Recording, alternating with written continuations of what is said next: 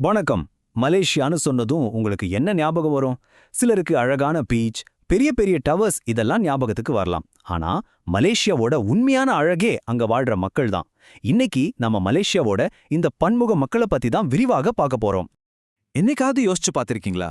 மத்த நாடுகளை விட மலேசியாவை எது இவ்ளோ ஸ்பெஷலா காட்டுதுன்னு? அது வெறும் நிலம் மட்டும் இல்ல, அங்க இருக்கிற மக்களும் தான். அந்த மக்களோட கதை தான் நாம இன்னைக்கு தெரிஞ்சுக்க போறோம். மலேசியாங்கிறது ஒரே கலர்ல செஞ்ச பெயிண்டிங் கிடையாது. அது பல பண்பாடுகள், பழக்க வழக்கங்கள், நம்பிக்கைகள் எல்லாம் ஒன்னா சேர்ந்து உருவான ஒரு கலர்ஃபுல்லான கோலம் மாதிரி. அந்த கோலத்துல இருக்கிற ஒவ்வொரு இலையும் ஒரு தனி கதைய சொல்லும். ஆமா, மலேசியா அதிகாரப்பூர்வமாகவே பல இனங்கள், பல மதங்கள், பல பண்பாடுகள் கொண்ட ஒரு நாடு. இந்த வேறுபாடுகள் தான் மலேசியாவோட உண்மையான அடையாளம்.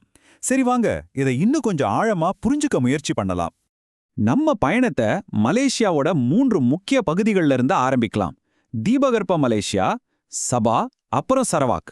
இந்த பகுதிகளில் வாழற முக்கிய இனக்குழுக்கள் யாருன்னு முதல்ல பார்க்கலாம். ஒவ்வொரு பகுதிக்குமே ஒரு தனி ஸ்பெஷாலிட்டி இருக்கு. முதல்ல தீபகற்ப மலேசியா. இங்க யார் யாரெல்லாம் இருக்காங்கன்னு பார்த்தா மலாய்க்காரர்கள், சீனர்கள், இந்தியர்கள், சியாமியர்கள், அப்புறம் அங்கேயே பூர்வீகமா வாழ்ற ஓராங் அஸ்லி மக்கள். இவங்க எல்லாரும் தான் தீபகற்பத்தோட கதையை உருவாக்குறாங்க. அடுத்து அப்படியே போர்னியோ தீவுக்கு போனோம்னா அங்க சரவாக் இருக்கு. இங்க ஈபான், மெலனாவ், பிடாயு, பிசாயா, கென்யான்னு பல பழங்குடி சமூகங்கள் வாழ்றாங்க. அவங்களோட பண்பாடு அந்த மண்ணோட ரொம்ப ஆழமா பின்னி பிணைஞ்சிருக்கு. சபாவ்லயும் பாத்தீங்கன்னா கடசாண்டோசன், பஜாவ், மூருட், ரூங்குஸ்னு தனித்துவமான பூர்வக்குடி சமூகங்கள் இருக்காங்க. ஒவ்வொரு சமூகத்துக்கும் அவங்களுக்கே உரித்தான பாரம்பரியம், மொழி, வாழ்க்கை முறை எல்லாமே இருக்கு. சரி, இப்ப நாம தீபகற்பத்துக்கே திரும்பி வந்து இங்க இருக்கிற முதல் குடிமக்களான ஓராங் அஸ்லி பத்தி இன்னும் கொஞ்சம் ஆழமா பாப்போம். ஓராங் அஸ்லினா அசல் மக்கள்னு அர்த்தம். ஆனா அவங்களுக்குள்ளயும் பல பிரிவுகள் இருக்கு. இந்த ஓராங் அஸ்லி சமூகம் பொதுவா செனாய், நெக்ரிட்டோ, மெலாயப்ரோட்டோன்னு 3 பெரிய பிரிவுகளா இருக்கு. ஒவ்வொரு பிரிவுக்கும் தனித்தனி வம்சாவளி, மொழி, பழக்க வழக்கங்கள்னு இருக்கு. இதுவே அவங்களோட பன்முகத்தன்மைக்கு ஒரு பெரிய சாட்சி. காலப்போக்குல மலேசியா சமூகம் எப்படி மாறியிருக்குன்னு தெரிஞ்சுக்கணுமா? அப்போ மக்கள் வாழ்ந்த விதத்துக்கும் இப்போ வாழ்ற விதத்துக்கும் நடுவுல ஒரு பெரிய மாற்றம் நடந்திருக்கு. வாங்க அதை பார்க்கலாம். அதாவது ஒரு காலத்துல மக்கள் அவங்க செய்யற தொழிலை பொறுத்து தனித்தனி இடங்கள்ல வாழ்ந்தாங்க. உதாரணமா மலாய்க்காரங்க விவசாயம், மீன்பிடிக்காக கடற்கரை ஓரமாகவும், சீனர்கள் சுரங்கம் இருந்த பகுதிகளிலும், இந்தியர்கள் ரப்பர் தோட்ட பகுதிகளிலும் இருந்தாங்க. ஆனா இன்னைக்கு அந்த எல்லைகள் எல்லாம் பெருசா இல்ல. எல்லாரும் நகரங்கள், கிராமங்கள்னு எல்லா இடத்துலயும் ஒன்னா வாழ்றாங்க. எல்லா துறைகள்லயும் சேர்ந்து வேலை செய்யறாங்க. இதுதான் இன்னைக்கு இருக்கிற நவீன மலேசியா. பல நூற்றாண்டுகளா இப்படி பல இனங்கள் ஒன்னா பழகுனதுனால சில புதுவிதமான ரொம்பவே தனித்துவமான கலப்பின சமூகங்கள் உருவாகியிருக்கு. அவங்களோட கதைகள் ரொம்பவே சுவாரஸ்யமானது. அதுல முதல்ல பாபா நொஞ்சியா. இவங்கள பெரானாகான் சீனர்கள்னு கூட சொல்லுவாங்க.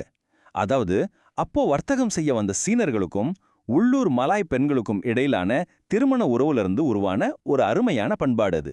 அவங்களோட சாப்பாடு, ட்ரெஸ், அவங்க பேசுற மொழி எல்லாமே ஒரு தனி ஸ்டைல்ல இருக்கும். அதே மாதிரி தான் செட்டி மலாக்கா சமூகம். இது இந்திய இந்து மற்றும் உள்ளூர் மலாய் மரபுகளோட ஒரு அழகான கலவை. இவங்களோட வரலாறு பல நூற்றாண்டுகள் பழமையானது. இவங்கள இந்திய பெரானாக்கான்னு கூட சொல்றது உண்டு. கடைசியா செரானி சமூகம். இவங்க யாருன்னா 16, 17ஆம் நூற்றாண்டுகள்ல வந்த போர்ச்சுகீசியர்களோட யூரேஷிய வம்சாவளியினர். அவங்க இன்னைக்கும் மலாக்காவில் அவங்களோட தனித்துவமான பண்பாட்டு அடையாளத்தை விடாம பாதுகாத்துட்டு வராங்க. அவங்களோட இசை, நடனம் எல்லாம் ரொம்பவே பிரபலம். அப்போ இதிலிருந்து நமக்கு என்ன தெரியுது? மலேசியாவோட உண்மையான பலமே இந்த பன்முகத்தன்மை தான். பல நூற்றாண்டுகளா மக்கள் ஒருத்தரோட ஒருத்தர் கலந்து வாழ்ந்ததுலேருந்து உருவானது தான் அது. வேர்கள் வேற வேறையா இருந்தாலும் எல்லாரும் ஒரே தேசமா பிணைக்கப்பட்டிருக்காங்க. சரி, இந்த அத்தியாயத்தை முடிக்கிறதுக்கு முன்னாடி ஒரு முக்கியமான கேள்வி நம்ம மனசுல வருது.